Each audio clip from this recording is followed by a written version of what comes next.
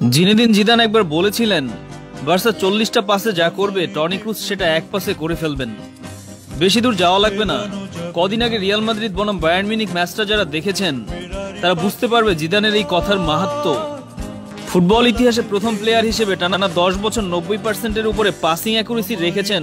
অবিশ্বাস্য না? হ্যাঁ, অবিশ্বাস্যই। দলের জন্য বছরের পর বছর তিনি কাজ করেছেন হৃৎপিণ্ডের মতো। মাঝমাঠে বসে যন্ত্রের মতো কন্ট্রোল করেছেন পুরো ম্যাচ। ফুটবল একসময় ছিল ডিফেন্সিভ বা আক্রমণাত্মক। এই দুই অপশনের বাইরে কোচরা তেমন কিছু চিন্তা করতেন না।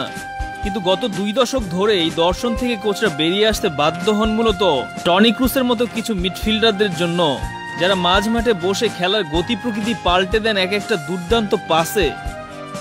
খালি চোখে টনি ক্রুসের পাস হয়তো আপনার স্পেশাল কিছু মনে হবে না, কিন্তু তার বাড়ানো এক একটা বল থেকে কিভাবে বিশাল সব আক্রমণের সৃষ্টি হয়, ফুটবল বোদ্ধারা এটা খুব ভালো করে বুঝতে পারবেন। এই মিডফিল্ড কন্ট্রোল করে খেলাটা মূলত মাথার কাজ, যেটা সবার পক্ষে সম্ভব না। যাদের কাছে টনি ক্রুসের মতো প্লেয়ার আছে, যার মাথা এবং পা একই সাথে কাজ করে, তারাই এই মিডফিল্ড নির্ভর ফুটবল খেলতে পারে। জার্মান কিংবা বর্তমানে রিয়াল মাদ্রিদের হিউজ সাফল্যের পেছনে মূল কারণ আসলে এটাই। টনি ক্রুস সম্ভবত ওইসব স্টুডেন্টদের মতো যারা প্রচুর প্রতিভাবান কিন্তু পড়াশোনা চালিয়ে যেতে ইচ্ছুক না। খেলার মাঠে কখনোই তিনি মনোযোগ হারান না, কিন্তু ফুটবল থেকে পালিয়ে যেতে চেয়েছেন বারবার। জার্মান থেকে অলরেডি একবার অবসর নিলেন। অবসর নেয়ার কথা ছিল রিয়াল মাদ্রিদ থেকেও।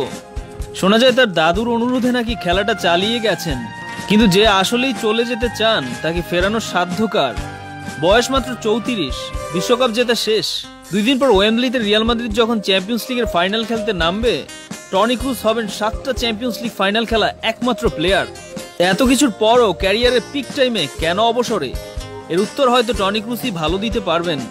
তবে ফুটবল মাঠে এই জার্মান স্নাইপারকে মিস করবেন না এমন ফুটবল প্রেমী হয়তো খুঁজে পাওয়া যাবে না।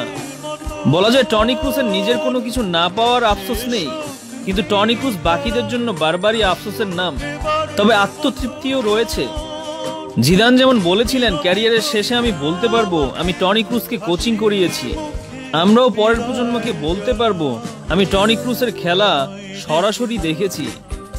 ভালো থাকবেন যন্ত্র মানব। ধন্যবাদ সবকিছুর জন্য।